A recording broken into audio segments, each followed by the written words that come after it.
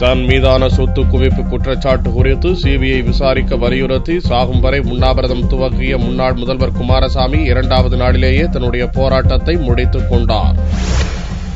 மதச்சார்பற்ற ஜனதாதள தலைவரும் கர்நாடகாவின் முன்னாள் முதல்வருமான குமாரசாமி குடும்பத்தினர் நிலங்கள், வர்த்தக நிறுவனங்கள் என 1500 கோடி ரூபாய் மதிப்புள்ள சொத்துக்களை குவித்ததாக பாரதிய ஜனதா கட்சி புத்தகம் வெளியிட்டது. இதை அடியோடு மறுத்த குமாரசாமி இந்த குற்றச்சாட்டு குறித்து சிபிஐ விசாரணைக்கு உத்தரவிட்டு ஊருக்கு உண்மையை அறிவிக்க வேண்டும் என்று வலியுறுத்தி பெங்களூரில் உள்ள சுதந்திர பூங்காவில் ஜூலை 9ஆம் தேதி முதல் சாகும் வரை உண்ணாவிரதத்தை துவக்கினார்.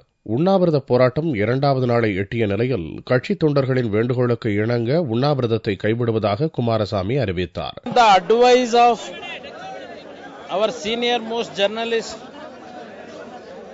Professor U.R. Ananthamurthy, today I decided to end my fast. Even our party, all leaders sat together in party office. They also given direction to stop my fast, to obey my party leaders' orders and to give respect to U.R. Ananthamurthy. Today I decided to end my hunger strike.